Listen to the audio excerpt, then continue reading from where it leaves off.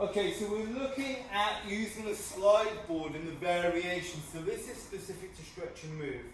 So Andy's sliding his left leg back down to lunge using a gait pattern. Off we go. So down.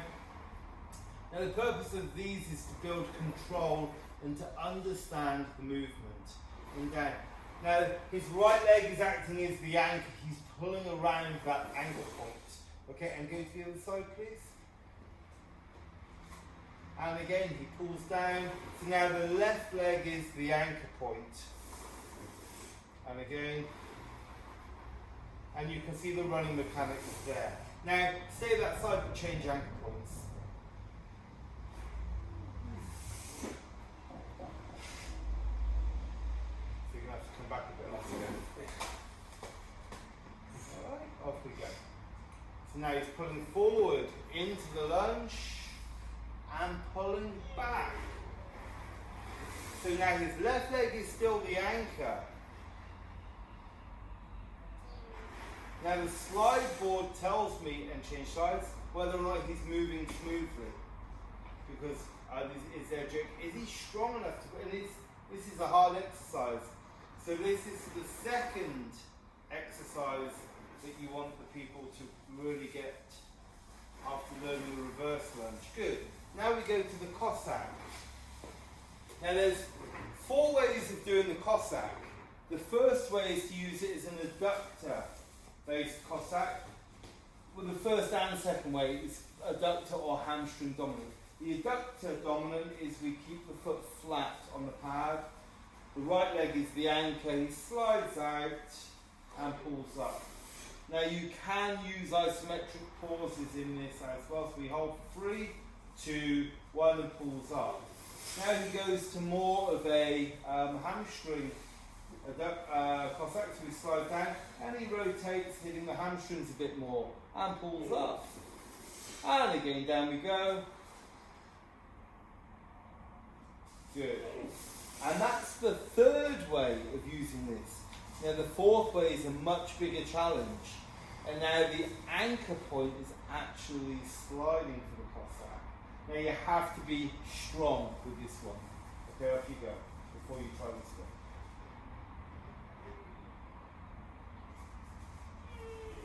Good. So now the right leg is the anchor. Okay? So the left leg is sliding. Okay? That's it. And the right leg is the anchor point. So slide. And the right leg's your anchor. There you go. Down, down, down, down, down. And then pulling up and in. Okay, and then we do the same, but we take it to more hamstring dominant with rotation on the right leg.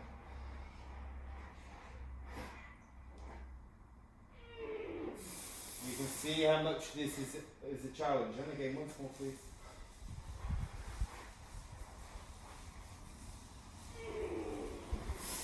And rest for a second.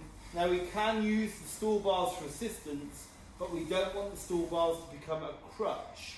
So there needs to be a base level of strength and the ability to get into range without the sliding base before you then use an accessory such as straps. Now for the last one, it's pistol squat. Now Andy can already do a good pistol squat, but again we can challenge it. Off you go, so down we come.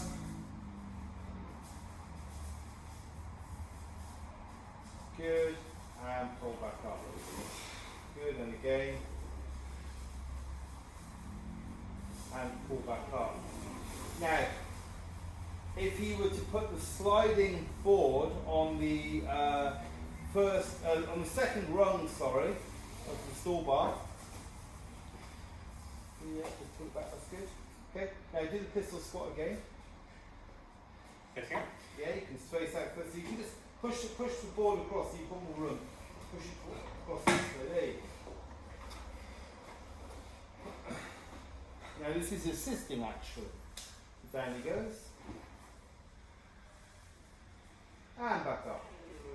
So now we limit the depth slightly. Okay? Okay, now just turn around. Now this is much, much harder, this next version.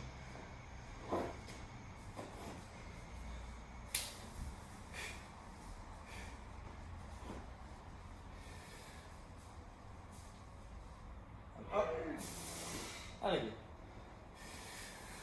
So you've got to pull up through the hips and rest. Okay? So there's just a few variations on those exercises with stretch and move, and there are many more ways we can manipulate by adding load and complexity. Okay, and intensity. Volume rather. Okay. So we're just looking at some adding load with these sliding boards. Okay. Now you could, if you just got sliders at home, you could do this as well. Okay. So the first one, so his anchor leg is his right leg, the sliding leg is the left leg. So we hold the kettlebell to the suitcase, to the side with the right arm. That's position 1. Position 2 would be up at the shoulder. Position 3 would be as you come up, you press. Position 4 would be you press as you go down. So let's just do one of each position. So we can start. So he does a lunge, down and up. Kettlebells at the side. Number 2, down and up. Number 3, he goes down and up and then presses. Press. Number 4, he presses as he goes down. Good, then he comes to the opposite side, starts with the suitcase. Good, then he goes to, second position, adds in the press at the top.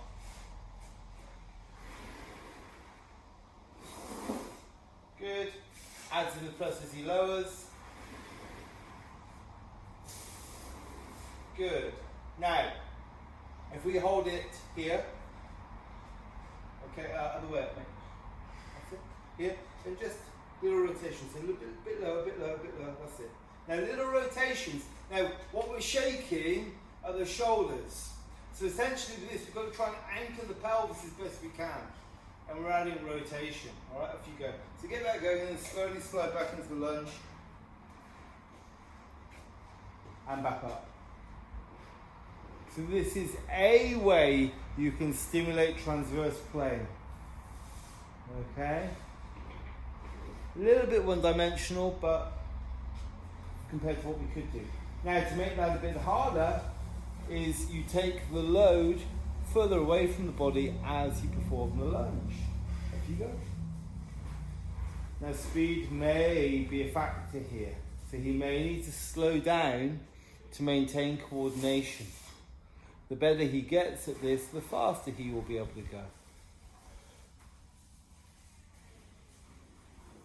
And rest. So this could be an idea of a non-specific conditioning exercise for sport requiring some sort of gross stability through those planes.